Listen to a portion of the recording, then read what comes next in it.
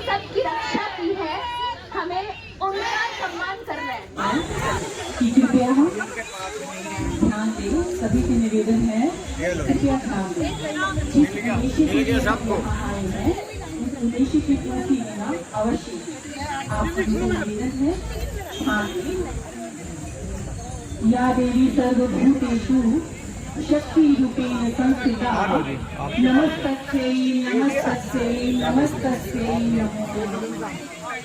मैं doctor ऋतुबाला Punjab university साधु आश्रम होशियारपुर से आप सबके सम्मुख उपस्थित हुई हूँ।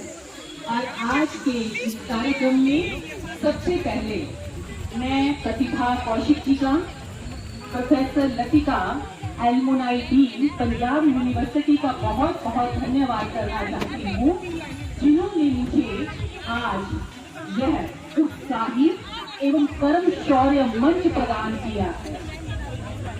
नारी शक्ति मंच चंडीगढ़ से सिंदूर शौर्य यात्रा स्मरण तथा सम्मान बलिदान हेतु आज आप सबकी यहाँ उपस्थिति शिरोधार्य है।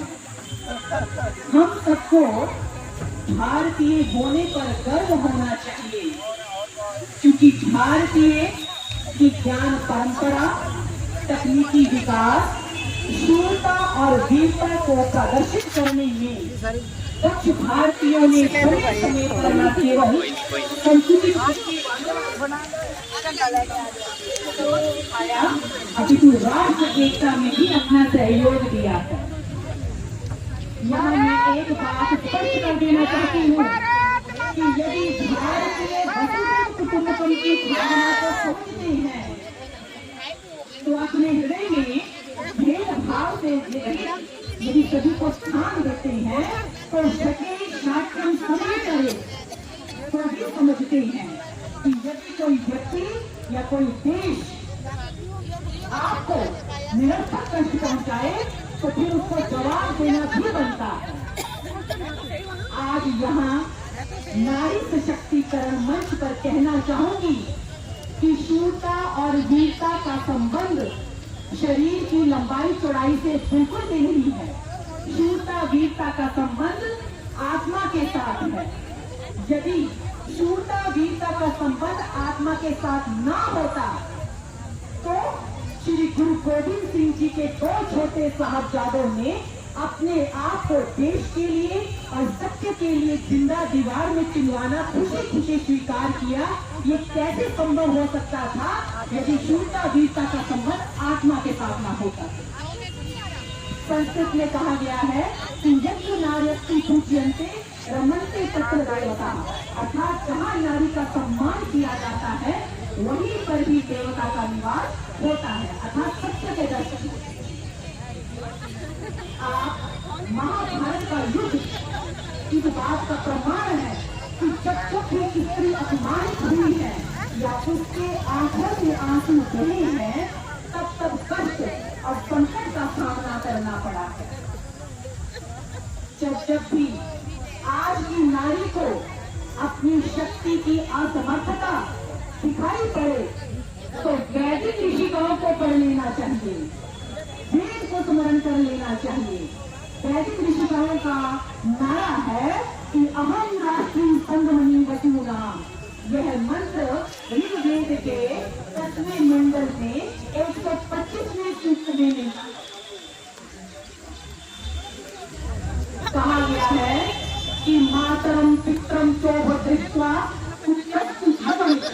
प्रणम्य मात्रम पश्चात परमेत पितरम को, अर्थात धर्म के पुत्र माता और पिता दोनों को एक साथ रखते हुए पहले माता को प्रणाम करता है और उसके पश्चात पिता को प्रणाम करता है। निश्चित रूप से कहलगांव में जो दुर्घटना घटी है उसमें कोई धर्म के पुत्र विशुद्ध विचारों से युक्त कोई माता पत्नी बहन का कोई व्यक्तित्व रहा होगा जिसके कारण ये भीषण बना। सौभाग्य की बात देखिए कि यह भीषण बना तो सशक्त विभूतियों और ने राज्य के प्रति अपनी जिम्मेदारी को समझते की महिमा को विस्तार किया है, चरितार्थ किया है, क्योंकि आप किसी एक देश में जन्म लेने से उस देश के अधिकारी नहीं बनते जब तक आप उस राष्ट्र के लिए अपने आप को समर्पित नहीं करते। तो आज आप यहाँ सब किसी शादी गाथा के लिए यहाँ पर उपस्थित हुए हैं।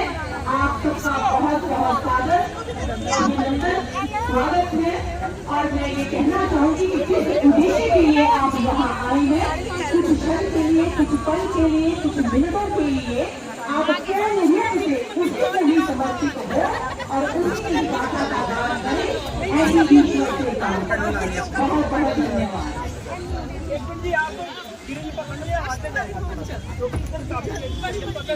चलिए